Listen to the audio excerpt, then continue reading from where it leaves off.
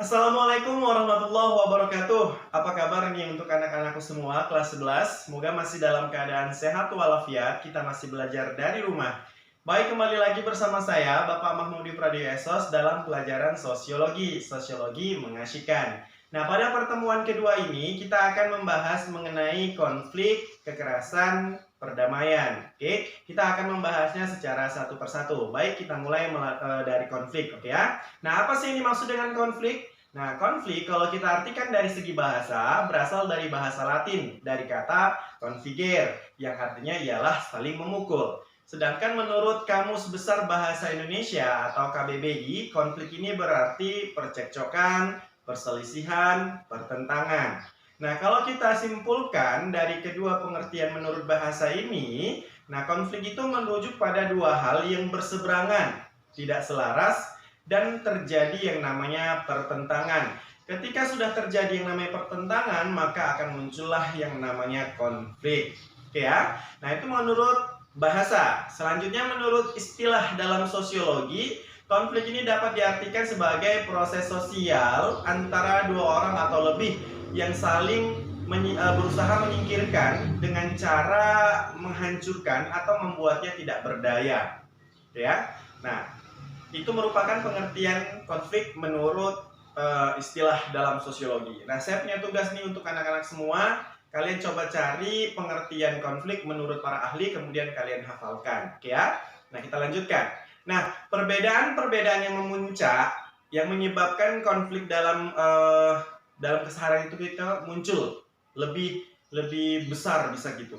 Nah, menurut Sarjana Sukanto mengatakan bahwasannya perasaan ini memegang peranan yang sangat penting dalam mempertajam perbedaan-perbedaan yang terjadi pada konflik.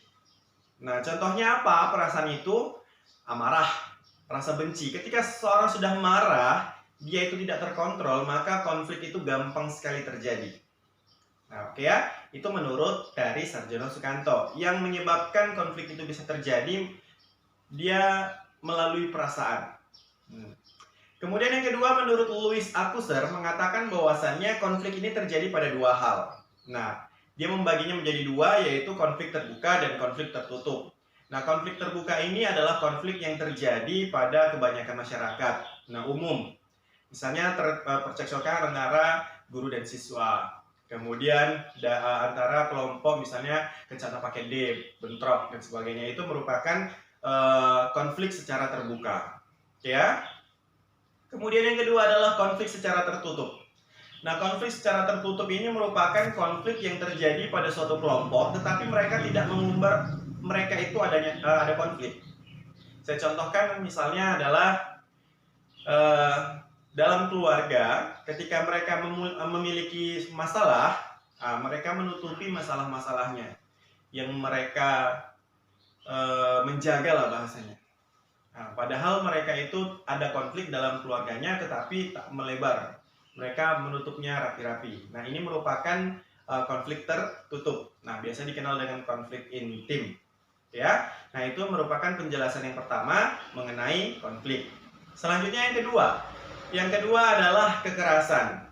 Nah, apa sih arti dari kekerasan? Nah, kembali lagi, menurut Kamus Besar Bahasa Indonesia atau KBBI, nah, kekerasan ini merupakan perbuatan yang membuat seseorang itu cedera atau mati. Nah, kalau kita artikan dalam keseharian, kekerasan ini terbagi menjadi dua, yaitu kekerasan langsung dan kekerasan tidak langsung.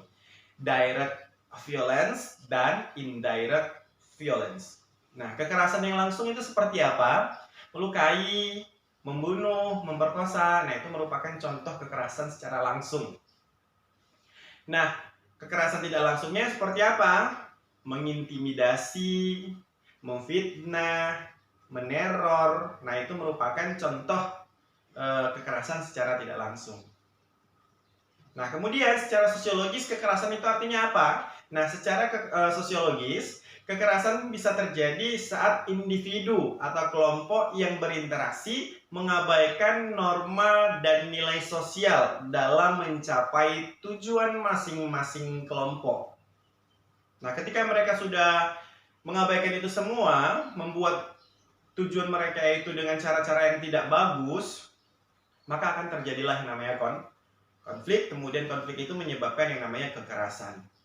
Oke. Nah, menurut N.J. Smeltzer mengatakan bahwasannya kekerasan ini bersifat massal atau rusuh. Nah, menurut Smeltzer ini ada 5 tahapan dalam kerusuhan. Apa saja tahapannya?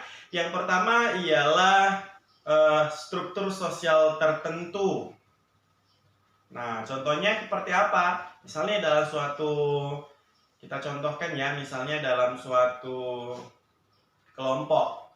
Ada yang namanya bos, ada yang namanya buruh, dan sebagainya.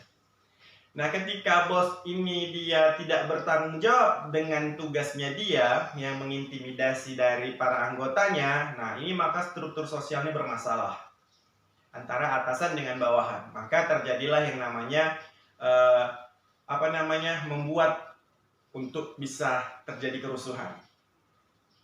Kemudian setelah struktur sosial tertentu yang tidak berjalan dengan baik, yang kedua apa? Yang kedua adalah tekanan sosial.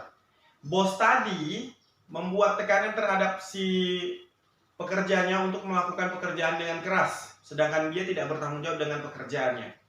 Membuat seseorang semakin bergairah untuk membuat yang namanya tadi kerusuhan. Nah, kemudian ketiga, setelah mendapat tekanan, dia muncul rasa benci terhadap si bos tadi. Nah, ketika sudah muncul rasa benci tadi, nah, ada seseorang yang menjadi provokasi, yang mana dia itu bisa menjadi mobilitas untuk beraksi. Aksinya misalnya kita buat demo, misal gitu. Nah, ada seseorang yang menjadi koordinator demonya.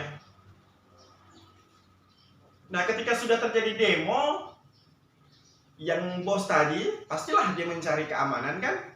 Nah, inilah muncul yang 5 tahapan terakhir adalah kontrol sosial, yaitu tindakan aparat untuk menjaga keamanan atau mengendalikan atau menghambat dari kerusuhan yang akan terjadi.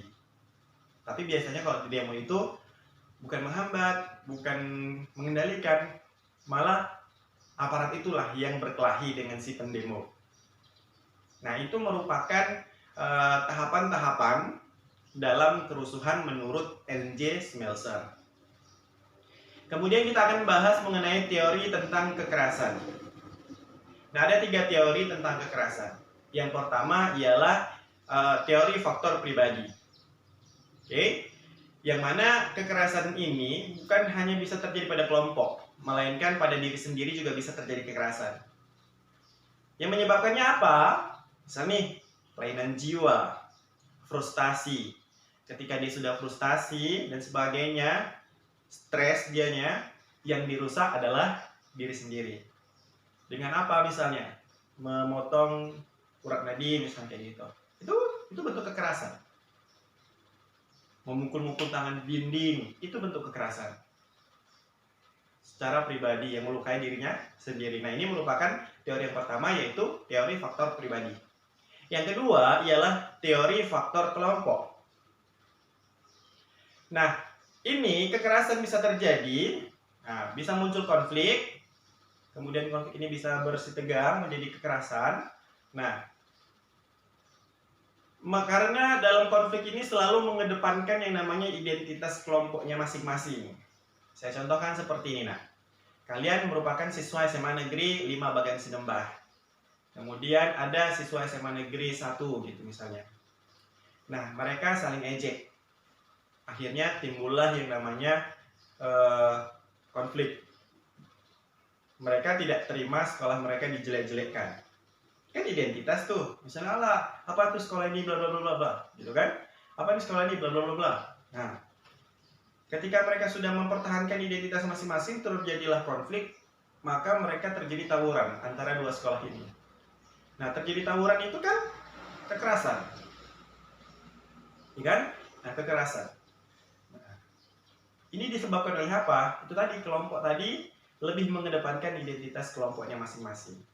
Oke, ini teori yang kedua, teori faktor kelompok. Nah, yang ketiga ialah teori dinamika kelompok. Nah, teori dinamika kelompok ini muncul karena adanya deprivasi relatif. Artinya apa? Kehilangan rasa memiliki.